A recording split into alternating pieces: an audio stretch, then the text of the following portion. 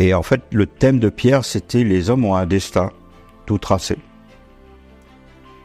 voulu ou pas. Et à un moment donné, dans la vie d'un homme, tu t'écartes de cette ligne. Et c'est là que ça devient intéressant. Pourquoi ? Et comment tu reviens à la ligne ou pas ? Et il a donc choisi les militaires parce qu'il disait que la ligne tracée de ces aventuriers en uniforme est plus évidente en fait. T'as l'honneur qui est en jeu, t'as la discipline, t'as toutes sortes de choses. Et puis très marqué par le courage des combattants et la camaraderie qu'il avait rencontrée en Indochine. Ça a toujours été son thème, c'est-à-dire l'honneur, la piste. Et il m'a transmis ça aussi. C'était très important pour lui. Bienvenue dans le podcast des photographes professionnels. Dans cette émission audio, je partage avec vous de grands entretiens avec des experts de la photo, de la vidéo, du journalisme ou encore de l'entrepreneuriat dans le but de vous aider à progresser et vous épanouir dans votre activité professionnelle.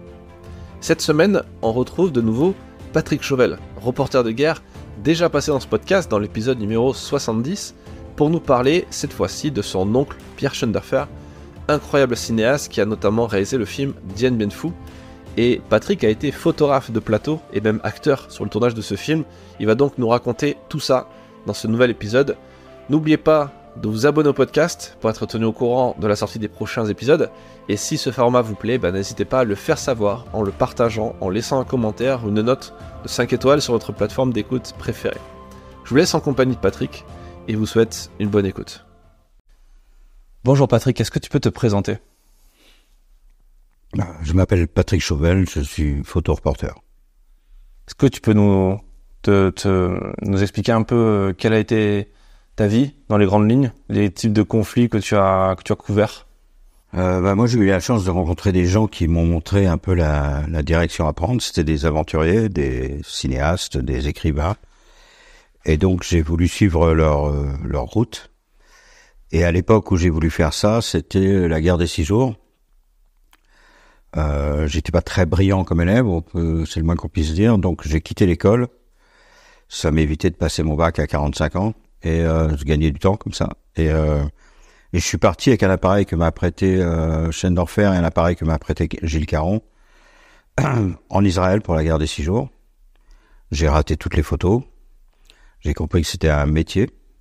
J'ai fait un stage à François et après je suis parti au Vietnam. On était en 68, c'était l'offensive du Tet, donc c'était une année intéressante pour un journaliste, même un journaliste en herbe, surtout pour un journaliste en herbe. Et j'avais la chance d'avoir été adobé par Schoendoerfer, Kessel et mon père, sa bande, quoi. Et il m'avait laissé une lettre pour Franchini, qui était le patron du Continental, qui était un métis vietnamien-corse ou chinois-corse, et qui m'a reçu à l'hôtel Continental et qui m'a introduit auprès de tous les grands personnages qui étaient là-bas, c'est-à-dire Jean-Louis Arnault, le patron de l'AFP, Larry Burroughs, le grand photographe anglais, etc. Donc très vite, j'ai eu des gens qui m'ont mis la main sur l'épaule et aidé. Et puis le conflit était très facile à couvrir puisque les Américains laissaient libre cours à toute la presse. On pouvait aller où on voulait en hélicoptère, assister à tous les combats, au plus près des combats si on voulait. Et donc ça a été à la fois une bonne école et j'ai un peu mangé mon pain blanc aussi parce qu'après c'est devenu de plus en plus dur de travailler, d'aller au front. Les divers gouvernements et organisations militaires ont compris que du danger et de la précision des journalistes, surtout en images. Mais ça a été une aventure formidable. Donc je suis resté, j'ai couvert là j'ai failli dire l'Indochine. Ça c'est l'influence de Schoendoerfer. La guerre au Vietnam de 68 à 74, où je suis blessé au Cambodge. C'est la même guerre qui s'est métastasée au Laos et au Cambodge. Et donc là, je suis blessé, je rentre. Mais j'avais été remarqué par une agence de presse appelée CIPA. Il m'avait envoyé au Mozambique et en Irlande du Nord. Mais ma base, c'était Saïgon. Et donc, à partir de là, les guerres se sont enchaînées. Et en fait, un matin, je me suis réveillé, j'étais considéré comme un reporter de guerre. Mais ça m'allait bien. J'avais pas d'idée préconçue, je voulais vivre l'aventure. Je lisais Conrad, Kessel, Kipling. Enfin voilà, je rêvais d'aventure, quoi. Henri de Montfred, les Trois Mousquetaires, le Chevalier de Pardaillan. Voilà, j'étais invincible, jeune Voilà. Et donc c'était un très beau départ, avec toutes les difficultés que peut comporter un reportage. Mais à chaque fois, je revenais quand je rentrais à Paris, ou parce que j'étais blessé, ou parce que j'étais entre deux voyages. J'allais en Bretagne, qui est la propriété de la famille, où Pierre Schendorfer, qui était mon oncle, il a épousé la sœur de mon père, s'était installé, breton d'adoption, il est protestant, lui. Il est alsacien, il s'était installé chez nous pour écrire face à la mer. Et à chaque fois, on avait des vraies discussions avec Schendorfer, de temps en temps avec Kessel, de temps en temps avec Lartegui, et tous ces gens-là venaient discuter. Et en plus, du côté de ma mère, son cousin, c'est le capitaine Luciani, qui commandait les légionnaires à Dien Bien Phu, qui a été nommé capitaine pendant la bataille de Dien Bien Phu. Et donc tous ces gens-là étaient à la fois des gens qui avaient vécu l'histoire, la guerre d'Indochine. Donc mes deux oncles en fait étaient à la guerre d'Indochine, et mon grand-père a participé aux accords de Genève avec Mendès France. Et en fait, je l'ai appris après. J'étais dans la villa où ça s'est négocié, et il y a une photo où ça se passait à Versoix, en Suisse. Je raconte ça parce que c'est lié à l'histoire avec un grand H. Mon grand-père, il était officier en 14, il est blessé, et ensuite il est diplomate, et donc il reçoit Mendès France dans cette ville-là, qui est louée par le gouvernement français. C'est les discussions avec les Lucteau, avec les Vietnamiens, et la presse n'a pas accès au parc ni à la villa. Elle est bloquée devant une grande grille. Derrière la grille, il y a les militaires suisses qui protègent les accords de la discussion, la conférence. Et en fait, ma sœur et moi, on a 4 ans et 5 ans, curieux, on avance vers la grille et on regarde les journalistes. Et en fait, ils font une photo de nous deux, et c'est la seule photo qu'ils ont des discussions pour les accords de Genève. Et donc, j'ai le papier avec la photo où il y a marqué les petits-enfants. Et donc, Schendorfer se barrait en me disant, quand je suis revenu du Vietnam, en disant, tu vois, il y a 14 ans, tu étais déjà dans l'histoire de l'Indochine. Et maintenant, tu publies, mais avant, tu étais sur la publication. Donc, il y avait une espèce de truc de destin. Et Pierre était important pour moi, parce que quand j'étais en pension, je dormais sur son canapé un week-end par mois. Et je me rappelle, il m'achetait des maquettes d'avions allemands. Messerschmitt, Focke-Wulf, Stuka, Henkel. Et donc, je mettais, comme je venais qu'une fois par mois, je mettais quelquefois 3 mois à finir la maquette. Il avait un hôtel particulier. Il était au 3e étage. Dès que la maquette est finie, il l'achetait par la fenêtre. Elle explosait au sol et il disait, ça fait un Boche de moi. Et au bout de 4 ans, il m'a nommé, il a dit que j'étais un as de l'aviation, parce que j'avais à moi seul abattu à peu près 30 chasseurs bombardiers allemands, ou chasseurs tout court. Et on avait, à Pierre et moi, détruit la Luftwaffe. Et donc voilà, c'était des moments importants. Donc j'ai aussi fait la guerre contre les Allemands, avec un peu de retard. Et enfin bref, plus sérieusement, tous ces gens-là, avec de l'humour et de l'humilité, me racontaient des histoires quelquefois un peu exagérées, comme Kessel, mais avec un talent fou. Ça me fait penser à la phrase de Alexandre Dumas, qui j'ai souvent entendu le coup à la vérité, mais je lui ai fait de bien beaux enfants. Alors, le métier de journaliste, c'est tout le contraire. C'est de rester les faits, rien que les faits, et les faits sont têtus. Mais ce petit côté romantique, de garder que les bons moments, on va dire, je trouvais ça très beau, et surtout, ça te porte vers l'aventure, et ça te fait oublier les drames épouvantables, et ça te permet de continuer, de trouver un peu de beauté dans tout ça, un peu de romantisme, comme disait Pierre, la petite bougie allumée au bout du tunnel. Donc voilà, c'est ces gens-là qui m'ont porté, et c'est après les rédacteurs en chef, les amis dans la presse, des grands reporters qui ont été des mentors, et les événements, et la cause même de chaque événement qui m'ont porté.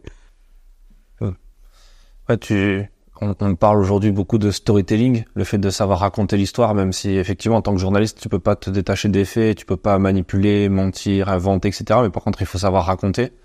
Ça nous fait une bonne transition pour parler un peu du film de Schendorfer. Enfin, il a fait beaucoup de films dans sa carrière, mais il y en a un qui était c'est très important parce qu'il a raconté l'histoire d'une manière intéressante, et pour le coup, c'est le film de Dien Bien Phu qui est long, dans lequel il a voulu s'attacher beaucoup à la vérité, j'imagine, dans le réalisme des scènes. Est-ce que tu peux nous parler de ce projet, parce que toi, tu as été photographe de plateau et aussi acteur de ce film, tu vas pouvoir nous en parler. Et c'est ce sujet qu'on a choisi de mettre en avant dans Défense ce mois-ci. On montre tes photos qui ont été faites en argentique à l'époque. Et c'est des photos rares d'une guerre, enfin du tournage d'un film de guerre. Est-ce que tu peux nous en parler? C'est-à-dire que la guerre d'Indochine, c'est ce qui a fabriqué l'homme qui est devenu Schneider. Quand il répond à une annonce de l'armée française, une petite annonce, qui demande à un volontaire pour aller couvrir les événements en Indochine. C'est pas que les conflits, c'est aussi beaucoup de remises de médailles, hein. C'est le service cinéma des armées, service de presse de l'armée, parce que leur caméraman et photographe Koval est tué dans une rizière, donc il remplace ce type. Et il arrive là-bas, mais c'est un jeune homme de 24 ans, il est pas militaire du tout. Donc il est engagé, alors je sais pas comment ça s'appelle, je crois que c'est à titre civil, ou je sais pas comment ça. C'est un contrat. Il a donc le titre de caporal. Et, il a les prérogatives, mais pas l'autorité.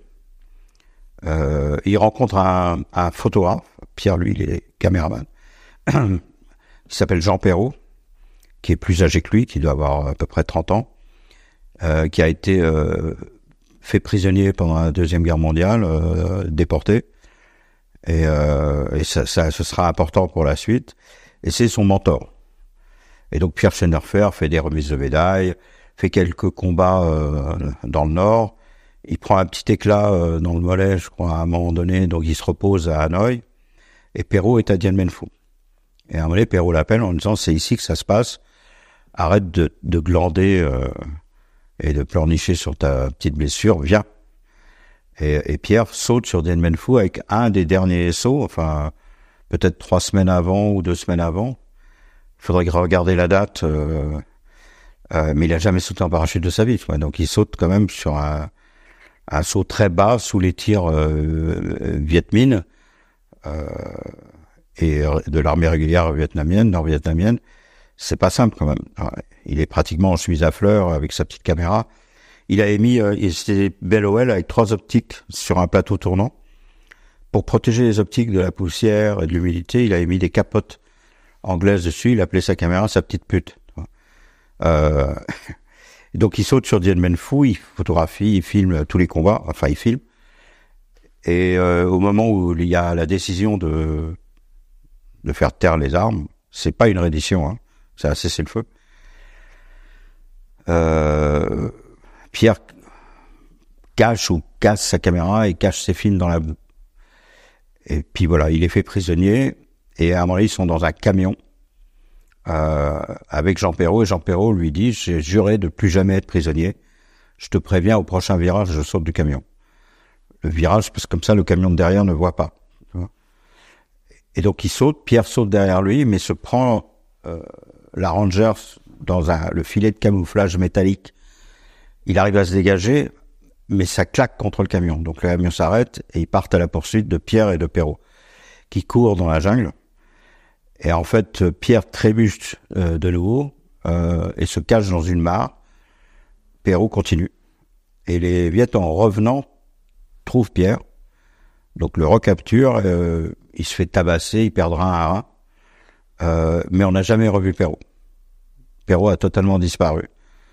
Les Viet disent qu'ils l'ont pas trouvé, les tribus locales non plus. Enfin, et ça a été une sorte d'obsession chez Pierre. Il avait la photo de Jean Perrault sur son bureau. La nuit, il se réveillait la nuit en criant « Jean, les Viet, les Viet ». Ça a été une sorte d'obsession pour lui. Et quand on tournait le Krap Tambour, on avait tourné à un moment donné au nord de la Thaïlande, le long de la rivière Kwai, et en face, c'était la Birmanie. Et quelquefois, on trouvait pas Pierre le matin, et l'assistant me disait où est-ce qu'il est, on l'attend pour tourner, et moi je savais où il était assis au bord de la rivière qui charriait cette espèce d'eau boueuse, rouge, jaune. Et en face, tu avais les montagnes de jungle avec de la brume. Et Pierre fixait ça en pagne avec un verre de rouge. Et je dis, Pierre, il y a toute l'équipe qui t'attend. Et il sursautait en disant, si ça se trouve, il est là-haut, au-dessus des nuages, avec plein de femmes, de l'opium. Et il pensait à Jean Perrault encore. Ouais, c'était vraiment un romantique, en fait, Pierre. Ouais, et comme je dis, cette guerre a été formatrice pour un jeune homme de 24 ans il n'a pas vécu la Deuxième Guerre mondiale non plus.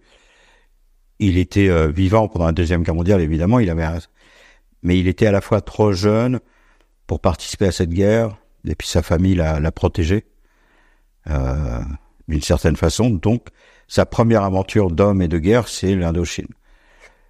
Et en fait, le thème de Pierre, c'était les hommes ont un destin tout tracé, voulu ou pas. Et à un moment donné, dans la vie d'un homme, tu t'écartes de cette ligne. Et c'est là que ça devient intéressant. Pourquoi? Et comment tu reviens à la ligne ou pas? Et il a donc choisi les militaires parce qu'il disait que la ligne tracée de ces aventuriers en uniforme est plus évidente, en fait. T'as l'honneur qui est en jeu, t'as la discipline, t'as toutes sortes de choses. Et puis très marqué par le courage des combattants et la camaraderie qu'il avait rencontrée en Indochine. Ça a toujours été son thème, c'est-à-dire l'honneur, la piste, et il m'a transmis ça aussi. C'était très important pour lui. Ne jamais mentir, d'avoir une piste. En revanche, bon, il me disait c'est très compliqué parce que quand on était sur le tournage de Dien Bien Phu, c'est un tournage extraordinaire, hein, plus de 6 mois, 4000 soldats nord-vietnamiens qui vont jouer le rôle de leurs ennemis et le rôle de leur père. L'armée française qui prête je ne sais plus combien, 50, peut-être 70 soldats, des vrais soldats français qui vont venir jouer le rôle de leur père, sans doute, recréer la cuvette de Dien Bien Phu dans un espace qui appartient aux militaires au nord d'Hanoï. C'était un moment très fort, parce que les tanks qui vont servir au tournage sont les vrais tanks qui ont combattu à Dien Bien Phu, que les Vietnamiens avaient capturés. Les canons de 105 américains, c'est les canons qu'il y avait à Dien Bien Phu qui ont été récupérés. Beaucoup de soldats vietnamiens qui ont joué dans le film, leur père s'était battu à Dien Bien Phu. Donc c'était un tournage très fort, très puissant. Faut pas oublier que dans les années 90, le Vietnam s'ouvre à peine, qu'un drapeau sud-vietnamien de cette taille-là sur une glace à la vanille, c'est 10 ans de tôle. On a quand même mis un drapeau français immense sur la citadelle d'Hanoï avec des légionnaires en képi blanc qui patrouillent au vu de tout le monde. D'ailleurs, le gouverneur militaire d'Hanoï a dit à Pierre, pas mal pour un petit caporal, vous avez repris Hanoï sans un coup de feu. Et donc le tournage était très étonnant, à la fois pour les jeunes soldats français qui jouaient le rôle de leur père, pour les nord-vietnamiens qui jouaient le rôle de leur père ou de leurs ennemis. Pour le gouvernement vietnamien, c'était important parce que dans le scénario, c'est quand même une victoire vietnamienne. Et pour la population d'Hanoï, puisqu'ils ont été sidérés. On se baladait quand même dans les rues d'Hanoï en jeep, en uniforme de l'époque. Les Dakota passaient en rase-motte au-dessus d'Hanoï pendant le tournage, pendant 6 mois. On a recréé une piste d'atterrissage. Enfin, l'équipe du tournage. 4 kilomètres de tranchées, des Dakota qui viennent des États-Unis, des Bearcat, des sauts en parachute au-dessus de la cuvette, des tirs avec les vrais canons. C'était un tournage complètement délirant. À la fois important pour tout le monde et délirant. Et puis moi j'ai adoré, je me rappelle, Paris Match avait fait, 15 pages, et on m'avait dit, qu'est-ce que ça te fait de faire des photos de guerre, de fiction? Je dis, déjà, contrairement à la presse, on est payé. C'est déjà un premier point. Et deuxièmement, si tu rates tes photos, comme la scène va se répéter 3 fois, t'es sûr de pas te gourer, quoi. Et tu risques rien. Cela dit, quand j'ai photographié les assauts viet, ils faisaient ça avec tellement de conviction, et les explosions tout autour, qu'à un moment donné, tu te demandais si t'allais pas fuir, quoi. Parce que quand même, je sais pas si vous avez vu la fin du tournage où les Viettes débordent partout. C'est hyper impressionnant. C'est des milliers de mecs qui arrivent, quoi. Ouais, c'est pas des images à l'ordinateur comme on voit dans Le Seigneur des Anneaux. Ah non, là, c'est vraiment des bodeuils qui attaquent, quoi.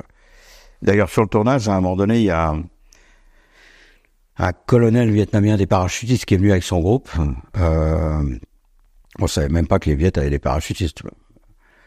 Et donc, ils ont joué les rôles du 5e Bavoine. Et dans une des dernières contre-attaques françaises avec les tanks pour reprendre, je sais plus si c'est Gabriel, il y a une contre-attaque française. Pierre a expliqué au type, bon, on va mettre dans le blocos, dans le bunker plus loin, un explosif commandé par l'artificier. Est-ce que vous pouvez, alors tout ça avec un traducteur, en montant à l'assaut, jeter une grenade au plus près de la meurtrière, parce qu'elle est à 50 mètres de haut quand même. Et comme ça, il déclenchera l'explosion quand l'œil perd de vue la grenade. Quoi.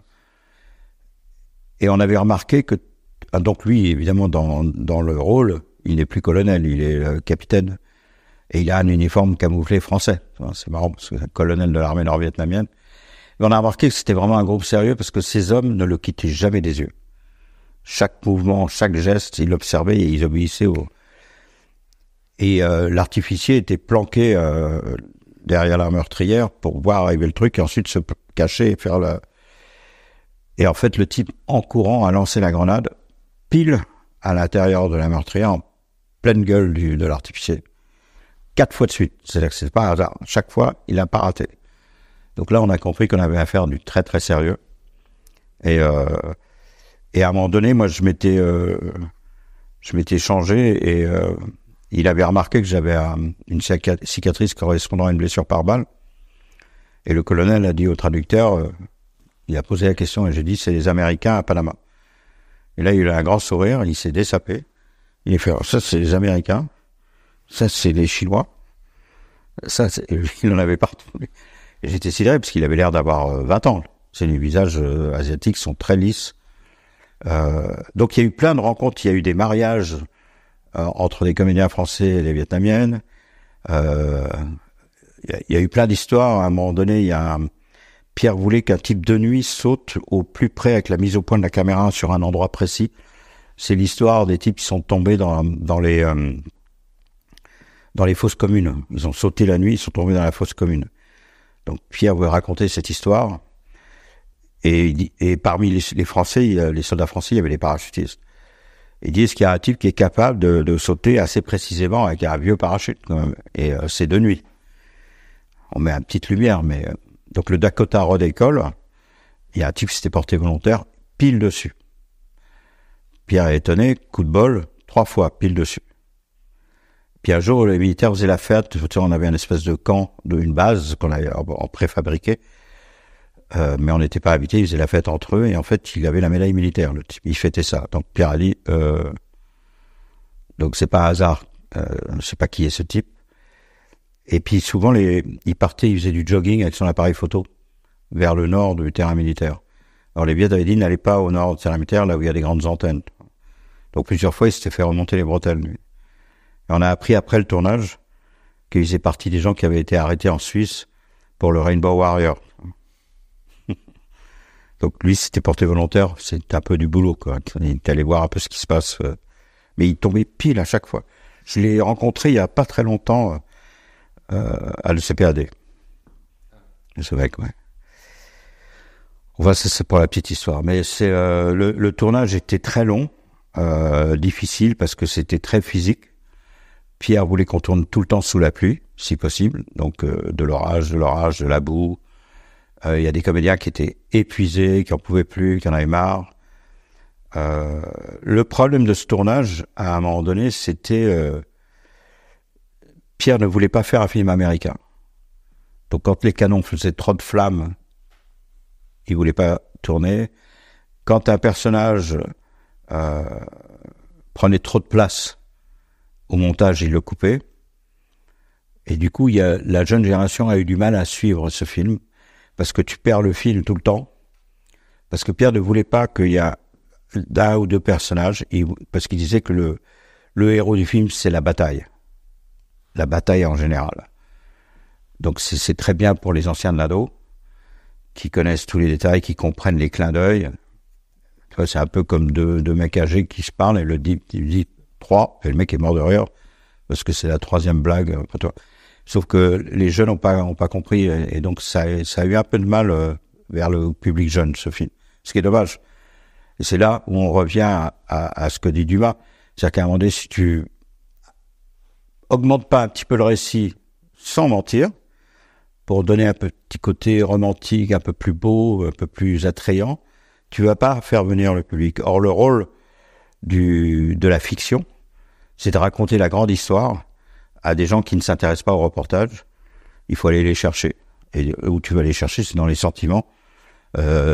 Tu mets l'acteur qui joue le rôle du vrai personnage un peu plus beau que le vrai personnage, etc. que ça. Mais c'est pas un mensonge. Tout ce qui est dans le film est vrai.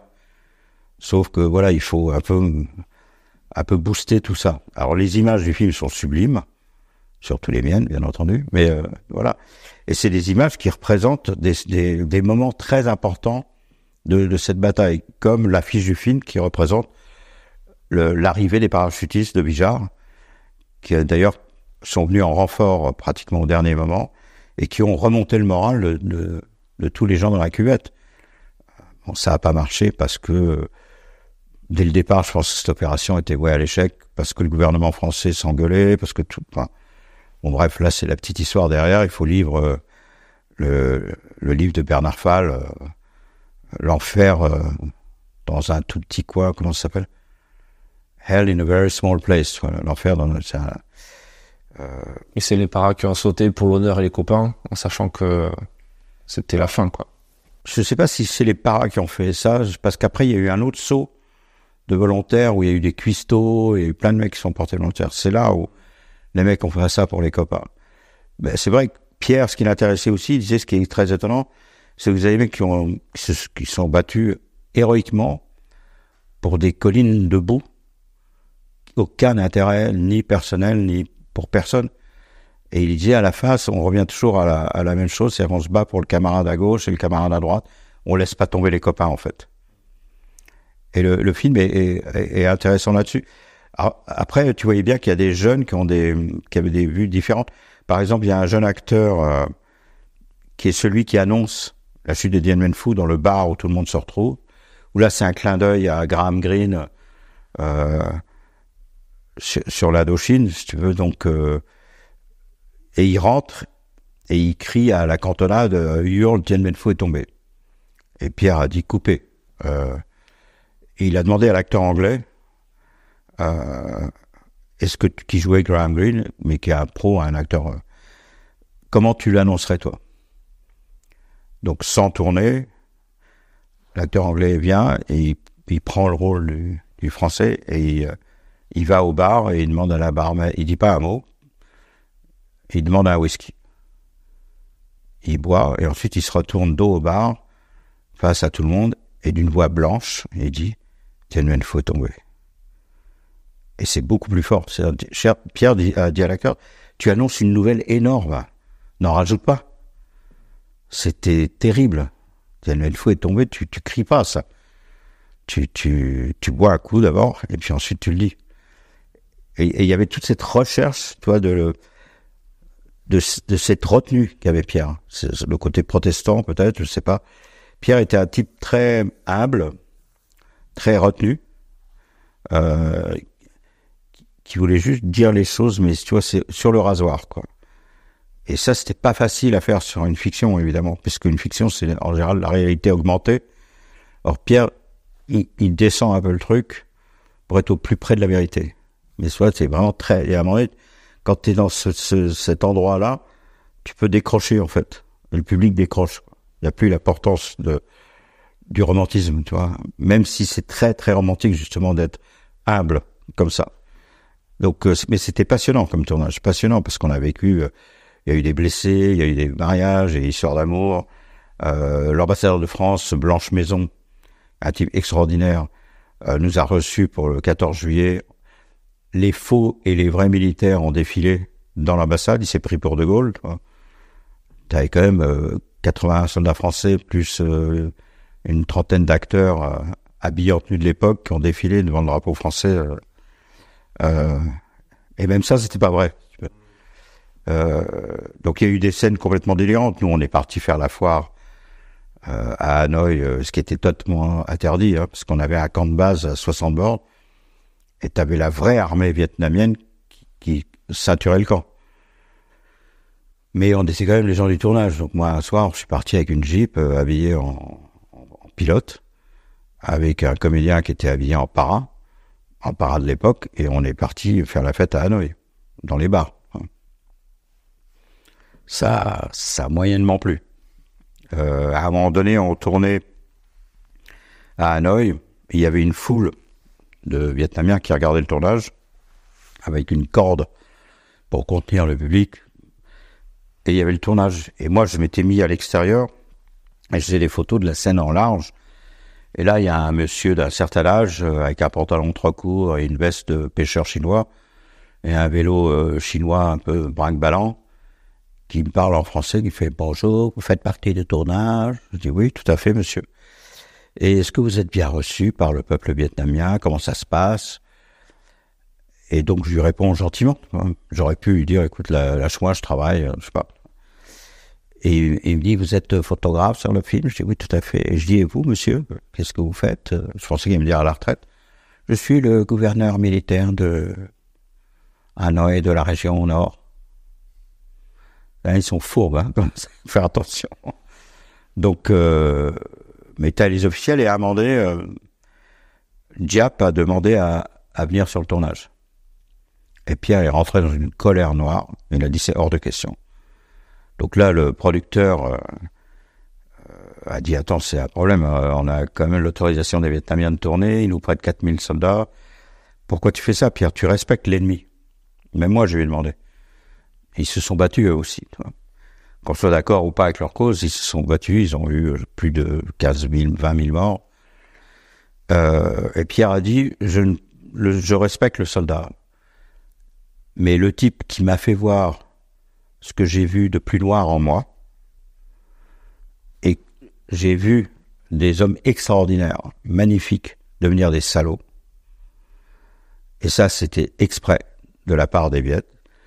Quand on était prisonniers, ils nous ont fait marcher dans la jungle, tourner autour de zones marécageuses où il y a la malaria, sous-nourrir, fait travailler, donner des faux espoirs, en disant vous allez être libérés, faites un autre camp, vous marchez 4 jours. Les types tombaient sur les bords de la route, étaient exécutés, d'autres mouraient tout bêtement la nuit, etc. J'ai vu des types formidables devenir des salauds pour un grain de riz. Et j'ai vu en moi le salaud que je pouvais devenir parce que j'étais désespéré. Et ça, je leur pardonnerai jamais, d'avoir vu la partie noire de mon âme. Donc non, Diap vient pas sur le tournage. Il aurait respecté les prisonniers, parce que le ratio de cette marche des prisonniers français, marocains, algériens, subsahariens, vietnamiens, a été un calvaire, et le ratio de morts en l'espace de quelques mois est plus important qu'à Auschwitz. Il y a quelques livres qui en parlent, hein.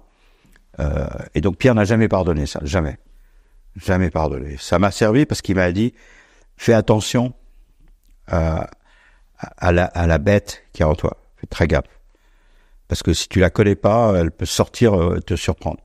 Et il a dit là j'ai vu mes limites d'homme bien en fait, et j'avais pas envie de voir ça, ni chez les autres ni chez moi. Et je me rappelle que quand moi j'ai eu une situation un peu compliquée au Liban, où à un moment donné les types m'ont condamné à mort, ils m'ont foutu contre un poteau, ils ont exécuté un type devant moi, et ensuite ils m'ont mis à sa place. Et j'ai pensé à... Pierre m'a vraiment sauvé la mise, là. J'ai pensé à ça. D'abord j'y croyais qu'à moitié, mais ils ont quand même plingué un mec devant moi. Et tu sens une espèce de peur animale qui te saisit, tes genoux. Mon obsession c'était de bloquer mes genoux, pour rester droit. Et je pensais à Pierre, c'est-à-dire tu peux pas... voir en toi cette peur, quoi. C'est pas évident. Essayer de te tenir. Et en fait, les mecs ont tiré au-dessus, à 1 mètre au-dessus. Donc j'ai reçu plein de bouts de pierre, etc. Et là, je suis devenu fou. J'ai compris la réaction de Pierre. Parce que quand le mec a éclaté de rire et qu'ils m'ont enlevé les cordes, je lui ai sauté dessus. Et il a fallu qu'il me file des coups de crosse pour me décrocher du mec, parce que j'ai vu ce qu'il avait essayé de faire. De voir, parce que j'avais vu l'autre mec. Alors ça, c'est l'erreur qu'ils ont fait. C'est que le mec qu'ils ont amené, qu'ils ont vraiment exécuté, pleurait et s'accrochait à eux. Pour pas aller sur le poteau, il se tenait à eux, il pleurait, il tombait à genoux. C'était une scène terriblement triste, lamentable. Il bavait, enfin, tu vois. Ils auraient jamais dû me montrer ça. Parce que peut-être qu'à ce moment-là, j'aurais pas été averti sur ce que je risquais de devenir ça. Mais c'est aussi la philosophie de Pierre quand il raconte que se tenir, c'est absolument nécessaire pour les autres et pour toi-même. Donc tout ça, c'est dans le film aussi. La rigueur, mais c'est pas aussi simple que ça en a l'air, tu vois. Mais c'est des choses qui m'ont accompagné, et je pense que la fiction est hyper importante, parce que tu vois, tu prends un exemple de Blood Diamonds, par exemple, le film avec DiCaprio.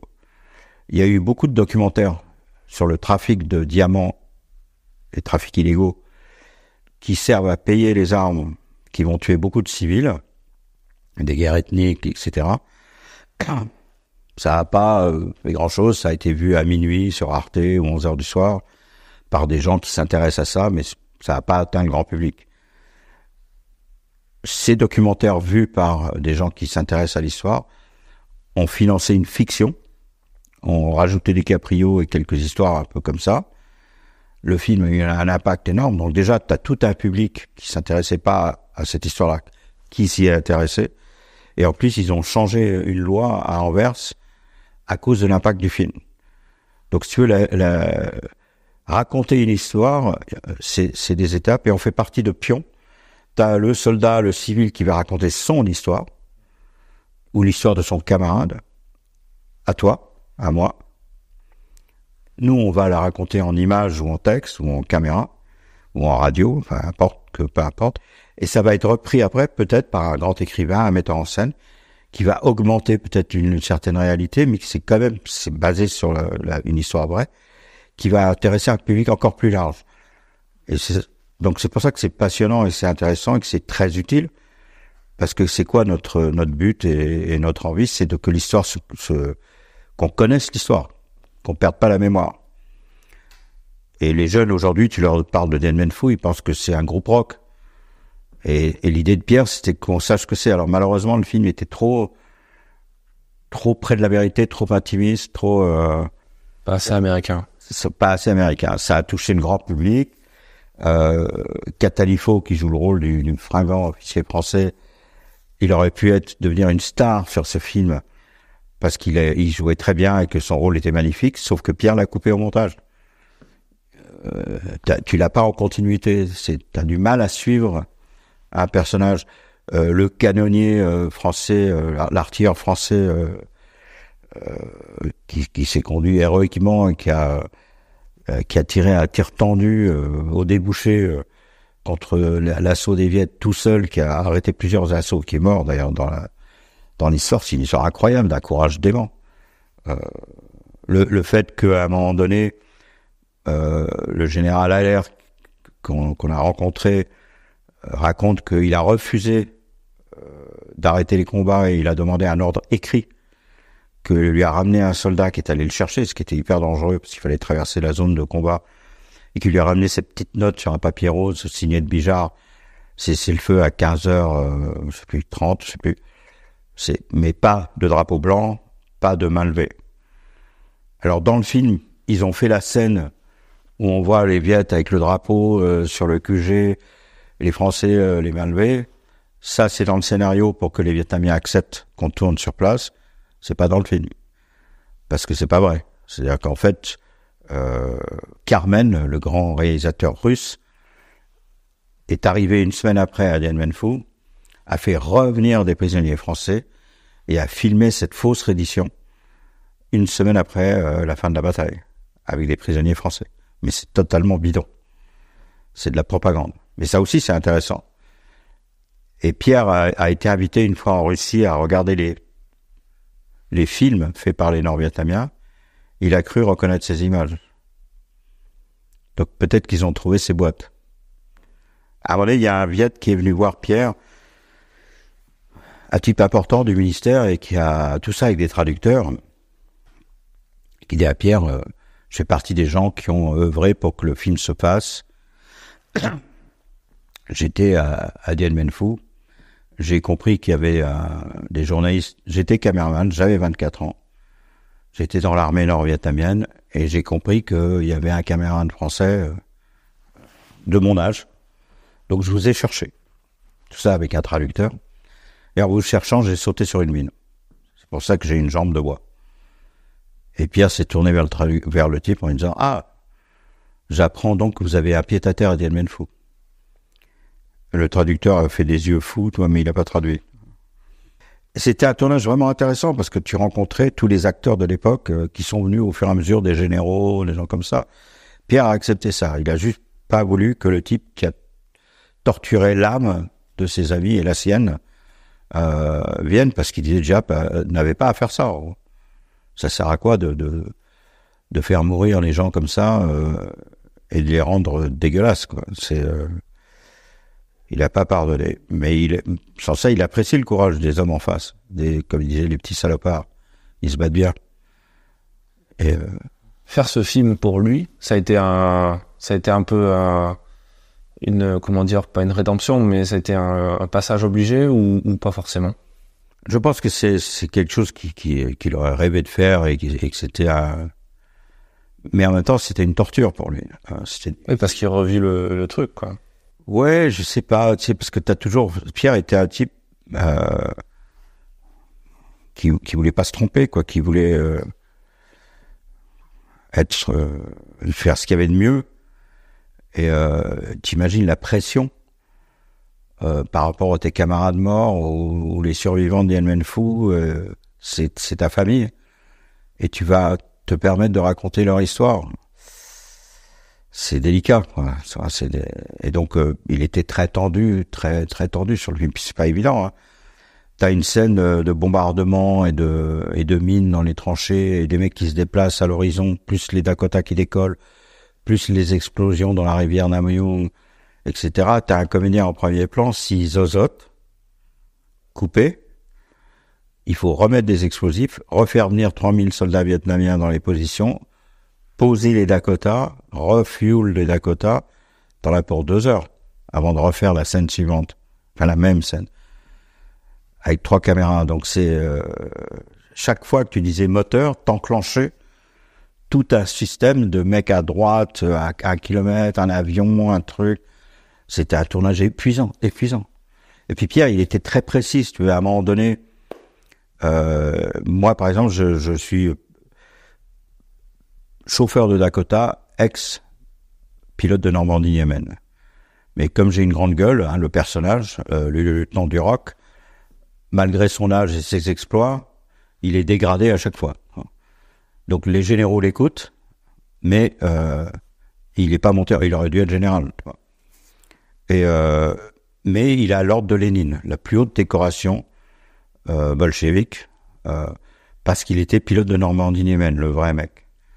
C'est une décoration très rare, très importante, qui se porte légèrement décalée au-dessus du cœur. L'ordre de Lénine. Donc, la fille qui s'occupe des accessoires, à un moment donné, on va au théâtre d'Hanoï, c'est la grande scène, moi je suis en uniforme blanc, les costumes ont été faits sur mesure là-bas, à toute allure par les Viettes, et elle met la décoration. Pierre pète un câble. Il dit, mais t'as trouvé ça où? Dans un paquet de Kellogg's, de trésors. C'est dégueulasse, c'est pas comme ça, c'est pas la vraie. Arrêt du tournage, enfin de ma scène en tout cas. Hurlements, coup de téléphone, machin, et finalement il y a un Vietnamien qui dit, écoutez, tel général a cette médaille, on peut vous la prêter. Donc c'est la vraie médaille. Et donc, au moment où j'allais tourner, t'avais 2 soldats vietnamiens qui arrivaient avec une petite boîte, et ils la tenaient comme le cœur du Christ. Oui. Ils l'ouvraient, avec des gants blancs, ils la prenaient, et ils me l'épinglaient à l'endroit qu'il faut, et saluaient la médaille. Je tournais, fin du plan, ils me l'enlevaient, 10 minutes après, on recommençait, ils me la remettaient. Donc j'ai été décoré de l'ordre de Lénine à peu près 30 fois. Je tenais à ce que ça se sache. Voilà. Il y avait des scènes comme ça, complètement délirantes. les Vietnamiens amendaient la musique du film qui a été faite par Delru, qui est magnifique. C'est représenté, tu vois, avec Ludmilla, Michael, qui joue le rôle de la violoniste. Et donc, il y a un son déchirant avec cette musique derrière et l'orchestre vietnamien. C'est en fait la complainte. L'idée, c'est la complainte de la France qui pleure la tristesse de perdre l'Indochine. Et ce violon qui est comme ça. Et donc, on mettait du son, et il y avait un orchestre vietnamien qui répétait.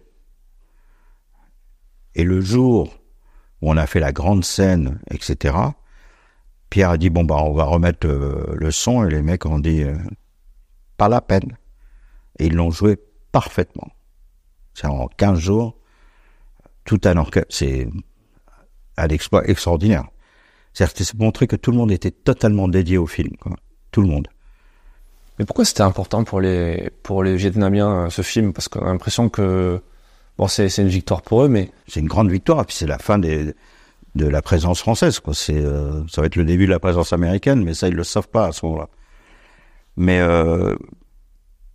et curieusement, à la fois les Vietnamiens ont une vraie rancœur contre les Français, parce que tu vois quand tu visites l'hôtel Hilton, Hanoi Hilton, ça s'appelle la prison où étaient les pilotes américains, les prisonniers américains à Hanoï pendant la guerre du Vietnam.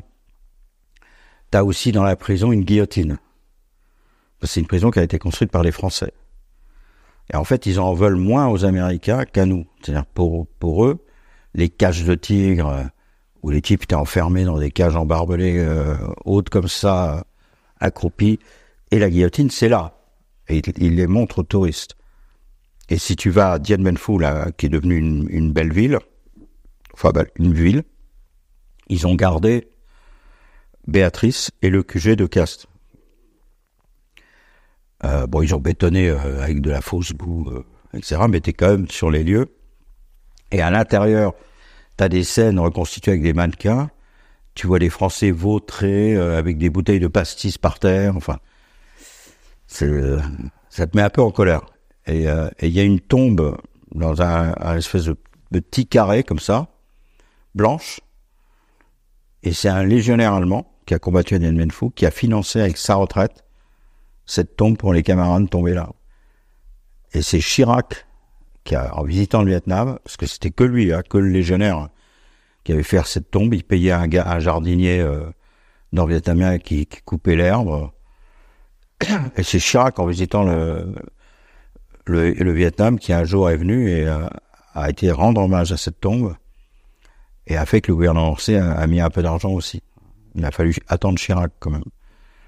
Et moi j'y suis allé, et c'est marrant parce que j'étais avec le fils de Grimaldi, qui est devenu grand reporter maintenant en Ukraine, qui était tout jeune à l'époque, qui faisait son école de journalisme, et on est allé voir cette tombe à Dien Bien Phu, et ému par le fait que les noms qui sont dessus des légionnaires morts sont effacés par le temps.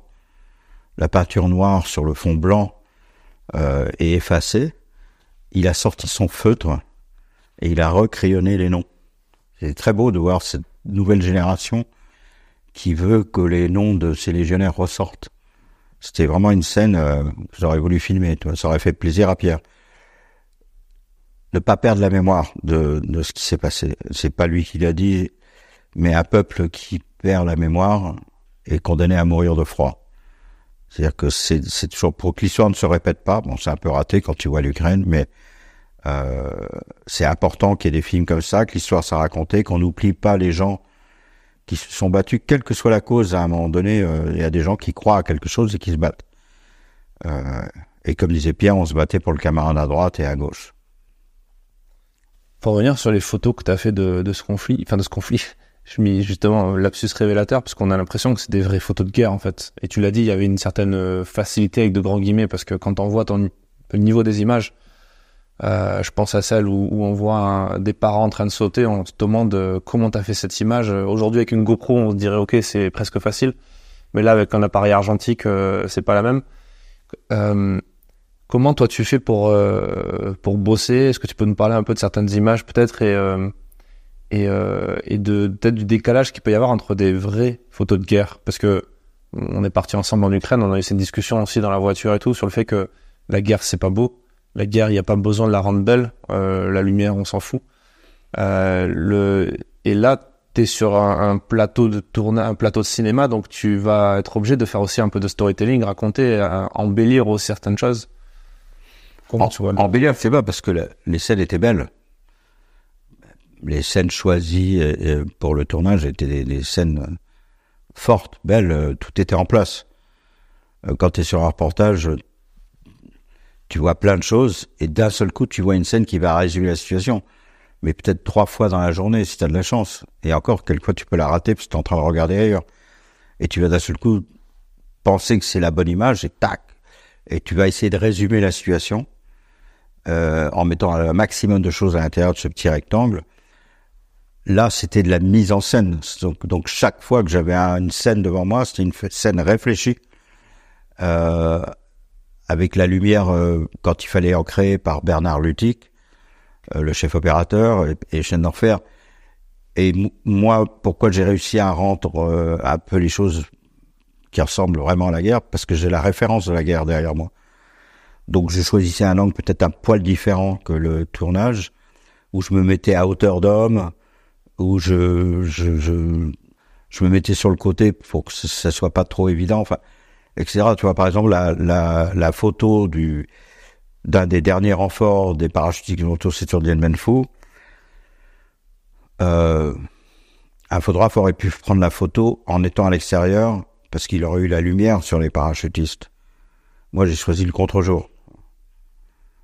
J'ai choisi le contre-jour parce que ces silhouettes de bonhommes ressemblent tous à des statues. C'est presque un hommage, c'est presque comme des tombes, c'est déjà des morts, ces gens-là. Et en plus, tu as cette aile de Dakota qui souligne le haut des hommes, et puis derrière, tu as un petit avion où il y a marqué Vietnam. Tu vois. Et j'ai été à l'extérieur, je suis allé vers le hangar, j'ai vu les mecs bien éclairés par le soleil couchant. Mais je me suis dit, c'est pas ça, les mecs sont dans leurs pensées, c'est même plus des visages, c'est tous les mêmes en fait, ils vont tous vivre le même destin d'une certaine manière. Donc je me suis mis de l'autre côté. Donc tout ça, c'était des références à ce que j'ai vécu moi, à ce que Schendorfer m'a raconté. On a tous, quand on a fait des images, que ce soit un mec qui fait des images de sport ou de gars, on a nos références. Et moi, mes références, c'est les histoires racontées par Schendorfer, par mon père. Alors là, par exemple, tu vois, à gauche, t'as la photo avec la victoire des Vietnamiens sur le QG. Ça, c'est une scène auquel tenaient les Viet, tu vois. Pierre, après, il y a une photo, puisque je suis devant la photo, là, qui est allongée. Le soldat qui le tient par la nuque, avec un uniforme français, c'est un soldat nord-vietnamien, qui joue le rôle du 5e Bavoine. Et en fait, dans la scène qui va se jouer là, il doit parler à un de ses camarades morts. Et il n'arrivait pas à le faire. Donc Pierre a dit au soldat vietnamien qui jouait le mort, pousse-toi. Il s'est allongé dans la boue pour expliquer au mec comment le tenir, comment lui parler. C'est-à-dire que Pierre s'est mis dans le rôle à chaque fois. C'est ça qui est incroyable avec tes photos, parce que on a choisi des photos. Alors c'était très compliqué de choisir dans la maquette. On a quand même mis beaucoup de pages, mais il y a quand même beaucoup de photos. On a mis des photos où on voit Pierre en train de bosser avec son jean dans la boue, qui devait se jeter par terre, j'imagine, pour faire des trucs. Ouais, c'est incroyable. Et tu vois, par exemple, la photo où Pierre est debout avec un Rolleiflex, de dos, à côté de Pierre qui le regarde, on voit le casque du mec, c'est le fils de Robert Hossein qui joue le rôle de Jean Perrot. Et Pierre lui montre comment tenir l'appareil photo et comment se déplacer Jean Perrot. C'est-à-dire que Pierre prend la place de l'acteur. Tellement il est dédié à ce film. C'est pour ça que sur des photos, il est plein de boue. Parce qu'à un moment donné, il se jetait par terre, il montrait au type, quand les types avancent. Et là, il y a une photo, ça c'est quoi? Je la vois pas très bien d'ici, qui court dans la boue. Ouais, ça c'est les types qui viennent donner à l'air sous les bombes, sous les mortiers, qui vont venir donner à l'air l'ordre de reddition, je pense. Après, t'as les sauts. Alors, t'avais l'escadron, on l'appelait l'escadron hystérique, mais t'avais les gens de, comment ils s'appellent, la Ferté-Alais, là, les types qui ont des avions de collection, qui sont venus avec des L4 et qui lançaient des bombes inertes, avec des fausses explosions de flaques. T'imagines comment ils se sont éclatés, les mecs. Parce que tu vois, ils ont volé au ras-motte, ils ont fait des bombardements. Enfin, en France, ils n'ont pas le droit. Et ça, c'est des pilotes français. D'ailleurs, un des pilotes. Alors ça, c'est les 2 avions en l'air. Et c'est une des dernières contre-attaques françaises. Il faudra retrouver la date de cette dernière contre-attaque, appuyée par les chars français et l'aviation. Et là, au premier plan, avec l'appareil photo, le réflexe que Pierre tient dans la photo d'avant, c'est le fils de Robert Hossein qui joue le rôle de Jean Perrot. Donc là, c'est Jean Perrot. Malheureusement, le fils de Robert Hossein, je crois qu'il s'est tué en voiture après le film, mais c'est un type très sympa. Voilà, Pierre en pleine réflexion. Parce que ce que me disait Pierre, il me disait, c'est je peux pas me rater là, je peux pas. Mais tu vois, t'imagines la responsabilité, t'as des Dakota, t'as 4000 soldats viet, t'as des soldats, l'armée française a prêté des soldats, elle a prêté aussi Allaire était conseiller sur le film. Et après, il y avait le colonel Cabillot, qui était sur le film aussi, qui a voulu devenir acteur après, parce qu'il était un peu influencé. Pierre, il a beaucoup travaillé au final avec l'armée. Tu parlais de cette vision, cet axe de l'honneur et cet amour pour l'armée française. Et aujourd'hui, je pense qu'il y a des gens qui nous écoutent, qui sont... je sais que quand je suis sur le terrain, parfois, je parle avec des officiers, même des jeunes officiers qui sont admiratifs du travail de Pierre et de plein de films. Parce que Pierre a su raconter leur histoire. Tu vois, il les a rencontrés, leur père. C'est les mêmes. Enfin, on espère. Il a vécu leur sacrifice, leur courage, leur croyance. Il a vu ces officiers comme Élie de Saint-Marc, des gens extraordinaires comme ça qui étaient dédiés à ce qu'ils faisaient. Et il a voulu absolument devenir celui qui raconte, quoi. C'est important. J'essaye de trouver le bon mot. C'est parce que c'était pas un mec admiratif des militaires bêtement. C'était un type qui était plutôt admiratif de la façon dont ces hommes en uniforme sont dédiés à ce qu'ils font. Sont prêts au sacrifice. C'est-à-dire pour eux, c'est l'honneur qui compte, c'est la camaraderie, c'est la fidélité. Et c'est une certaine vérité qui n'est pas forcément celle de ton voisin, hein, mais bon, comme disait mon grand-père, quelquefois tu peux te tromper, et tu sais que tu te trompes, mais va jusqu'au bout et trompe-toi d'une main ferme. Tu vois, c'est toujours cette histoire du destin. Tu vois, la ligne de la main, t'as celle qui est dessinée dans la main gauche et celle que tu vas avoir dans la main droite ou le contraire. Donc t'as ta destinée prévue et après t'as la vie. Et comment tu vas essayer de rester dans ta ligne? Et par moment t'es traversé par la maladie, un divorce, une trahison. Est-ce que tu vas revenir à ta ligne de conduite ou est-ce que tu vas te perdre? Donc ça intéresse Pierre chez les marins parce qu'il aime la mer, il aime l'aventure, il aime l'inconnu, la profondeur, les grands fonds, le courage, les hommes solitaires et l'armée sur les conflits, parce que c'est pareil, c'est là où les hommes ont ils ont une mission, et est-ce qu'ils vont s'y tenir et comment ils vont faire avec toutes les questions qui se posent. Et donc c'est pour ça qu'il se sert de l'armée, parce que d'abord l'armée l'a fait comme l'a fabriqué. En Indochine, il est pas militaire, mais il est assimilé militaire. Et il rencontre cette famille qui devient sa famille, avec le côté Bretagne où il y a son admiration pour les marins. Mais c'est un peu la même chose. Ouais, c'est là où on retrouve aussi la mission du journaliste de transmettre et pour les futures générations et en ayant ce souhait d'être honnête intellectuellement, d'aller vers une objectivité ou ce genre de choses. Toi, dans ta vie, dans les conflits que tu as couverts et que tu continues de couvrir encore aujourd'hui, c'est important pour toi? C'est quoi le message que tu aimerais faire passer? C'est pas vraiment un message, c'est juste qu'on n'oublie pas ceux qui ont fait qui on est devenu. Les gens de la résistance, et il y en a eu peu au début, c'est quand même eux qui ont créé le gouvernement à la fin de la guerre, qui ont installé la sécurité sociale. Enfin, c'est pas que du combat, mais pour pouvoir faire naître le monde de la paix, il a fallu des sacrifices, il a fallu des hommes qui choisissent ce destin, cette route. Et c'est ça ce qu'admirait Pierre, c'est à un moment donné, à quel moment tu décides de suivre cette piste qui, tu connais pas du tout la fin, tu sais ce que tu veux faire, mais tu risques de perdre des amis, tu risques de perdre ta vie, un membre, etc. Et donc là, on revient à l'armée à chaque fois, c'est eux qui sont en première ligne, où Pierre avait beaucoup d'admiration pour ces gens qui, même si, d'abord, c'est une famille, déjà. L'armée, tu peux tout devenir. Moi, je me rappelle très bien que le peu de temps que j'ai passé, parce que j'ai pas voulu faire ça, je voulais pas perdre de temps, les gens qui rentraient dans l'armée, il y en avait beaucoup qui étaient des gens qui avaient pas fait d'études et qui sont devenus quelqu'un grâce à l'armée. Parce qu'à l'armée, si t'es pas trop con, tu peux très bien passer ton permis de conduire, ton brevet de parachutiste, tout ça, c'est gratuit, hein. Donc c'était une opportunité. Alors Pierre avait il avait compris cette utilité dans l'armée. C'est l'armée qui a fabriqué Pierre. Pierre, il répond à cette annonce, mais après il vit une aventure incroyable. Comment il l'aurait vécu autrement à 24 ans, surtout à l'époque.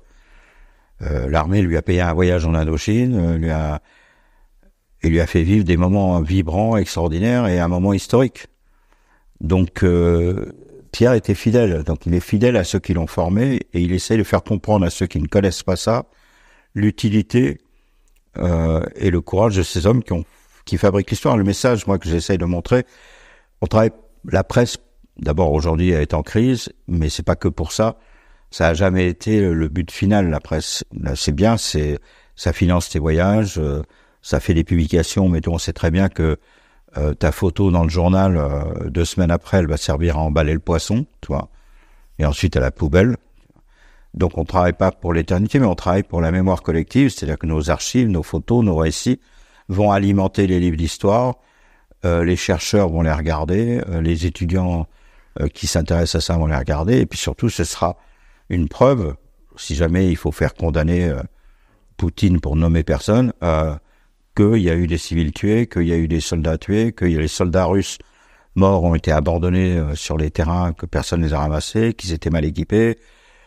Ça montre le courage des Ukrainiens, ça peut montrer aussi la lâcheté de certains pays européens ou dans le monde qui disent pas de vagues. Et là, l'histoire se répète, ça montre que l'histoire se répète, que 36, 38, Chamberlain, Hitler, il faut pas le vexer, il faut pas l'humilier. Marrant, ça. On avait déjà entendu ce genre de phrase. Oui, j'ai confiance en Hitler, il n'enverra pas la Pologne, il l'a promis. Normalement, ça aide à réfléchir, ça aide à contrer les choses, parce que justement, il y a tous ces témoignages qui font qu'on peut se reconnaître certaines... les lumières rouges s'allument et on fait « Ah, ça ressemble à ça, attention ». Et puis tout simplement, connaître son histoire pour savoir qui on est et pourquoi on en est là. Donc, il y a ce message, pas qu'on oublie, ce message est là, c'est le soldat inconnu, si tu veux, devrait pas exister grâce à nous.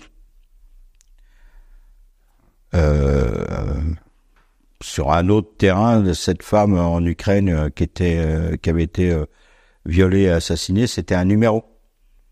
C'était le numéro tant de femmes tuées, violées. Voilà, mon réflexe avec Florent Marcis, ça a été de mettre un nom sur cette femme.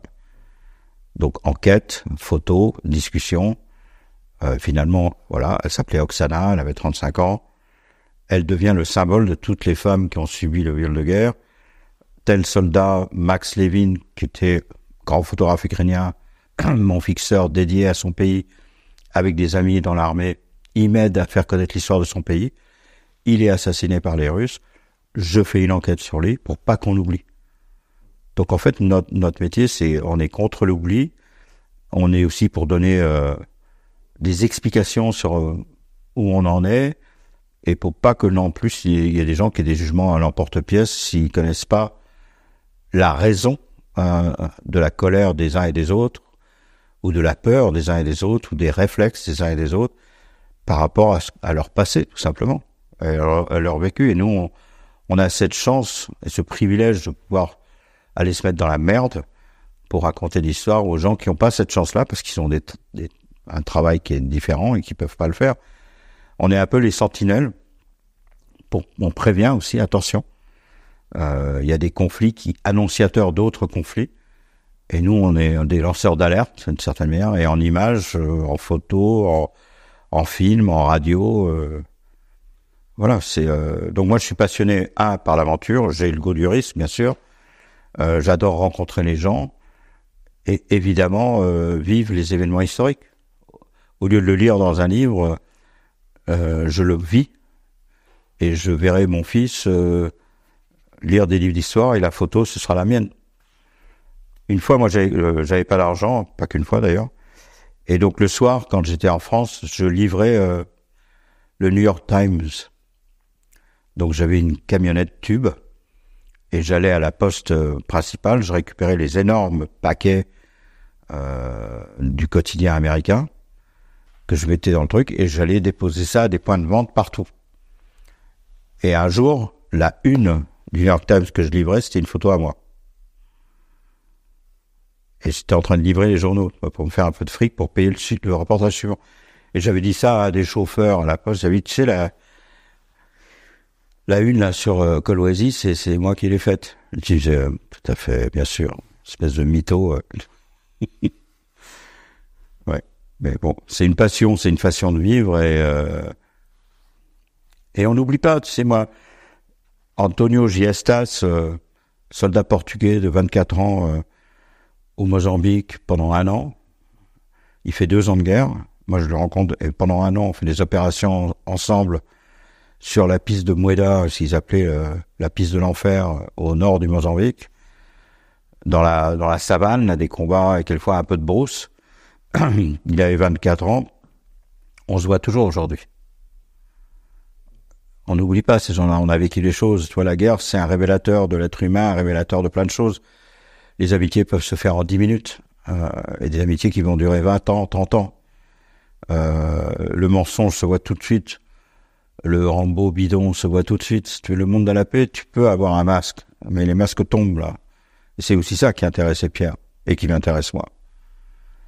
C'est là où il en a voulu à Diable, c'est quand il a cru que son masque allait tomber. Et parce qu'il l'a vu sur des hommes formidables. Et à un moment donné, j'ai été invité par la télévision vietnamienne pour parler de tout ça. Et ils m'ont amené à Béatrice, la vraie colline, mais qui est un peu solidifiée. Et la présentatrice était habillée en tenue de soie fendue, avec les longs cheveux noirs, avec des dessins de fleurs, tu sais, en soie comme ça, un peu à la chinoise, très belle, et qui marchait devant moi dans la tranchée. Et j'avais envoyé ça à mon oncle Luciani en disant, t'as vu, hein, les Viettes, ils ont repris Béatrice, mais c'est encore plus dangereux que le Viet Minh, là, parce que t'as vu la gueule de l'ennemi, là. Elle est redoutable, elle. Il s'est barré. Puis c'est des histoires d'hommes extraordinaires, parce que mon grand-père a adopté un Russe. Adopter, c'était une façon de parler à l'époque. Ils sont blessés ensemble en 14. Ou en 16, je sais plus. Et c'est un orphelin russe qui était en prison à 15 ans, je crois, un petit voleur, orphelin, couvert de boue. Et il est jeté en prison dans la même cellule que Maxime Gorky, l'écrivain poète russe, qui lui apprend à lire et à écrire. Et il lui parle de poésie, d'écriture, etc. Il l'éduque. Quand ce petit Russe est libéré, il s'engage à la Légion. Mon grand-père le rencontre en 14, ils sont blessés ensemble. Il perd un bras, le Russe. Il a fini colonel à la Légion étrangère, ambassadeur de France avec le titre, gouverneur du Levant. Il y a une promotion, il y a une promotion Luciani à la Légion, mais il y a aussi une promotion Peshkov. Et Peshkov, je l'ai rencontré, c'était un petit mec avec un monocle, marié 7 fois, grand séducteur, qui avait un rire magnifique et qui racontait des histoires mais complètement incroyables sur cette époque. Il y a une photo de lui sur son cheval blanc avec tous les géleurs qui marchent dans les dunes derrière lui. On croirait un tournage de film. Tu vois, et c'est ça encore, là encore, je me heurtais à l'histoire. C'est absolument extraordinaire. Donc moi, j'ai cette chance d'être tombé dans la potion magique tout de suite. J'ai eu autour de moi des gens qui ont fabriqué notre histoire, en fait. Et qui savaient la raconter. Ouais, ce qui est peut-être encore plus important. Bah oui, parce que t'as des mecs qui vont te raconter la bataille de Waterloo avec le rythme d'un robinet d'eau tiède, toi. Écoute, merci pour leur faire hommage aujourd'hui et merci pour ces images qui sont incroyables et on a plaisir à les publier et les mettre en avant. J'espère que ça... Bah écoute, j'espère qu'il y aura des jeunes qui à un moment donné décideront d'aller au bout de quelque chose, quoi, et puis qu'on arrête de critiquer systématiquement les mecs en uniforme, quoi. Ça faut arrêter ce genre de truc. Il faut pas non plus être militaire, mais ça va, c'est un métier.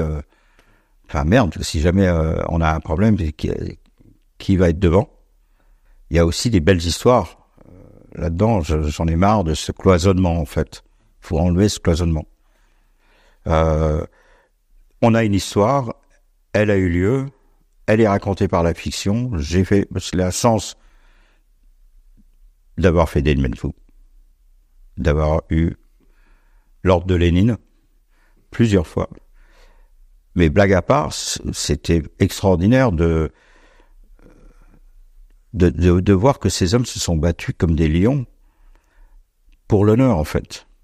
Alors ça paraît totalement démodé aujourd'hui, mais les modes, elles reviennent. Hein. Moi, j'ai gardé mon pantalon patte d'éléphant. Hein. Écoute, merci Patrick pour ce témoignage. Et on te retrouve dans un autre podcast pas du tout qu'on a pu faire ensemble. Pardon ? On se retrouve dans un autre podcast qu'on a pu faire ensemble il y a quelques temps et j'invite les auditeurs à aller l'écouter parce que tu parles de l'Ukraine, tu parles de plein d'autres choses, donc merci pour tout ce partage. Je t'en prie. Merci d'avoir écouté cet épisode jusqu'au bout. S'il vous a plu, n'hésitez pas à le partager autour de vous et à vous abonner pour ne pas rater les prochains grands entretiens. Si vous êtes photographe professionnel et que vous souhaitez accéder à des ressources plus poussées pour vous aider à booster votre activité, j'ai préparé pour vous une boîte à outils numérique que vous pouvez télécharger en description de l'épisode. Je vous laisse découvrir tout ça tant qu'elle est disponible gratuitement et je vous donne rendez-vous dans un prochain épisode du podcast.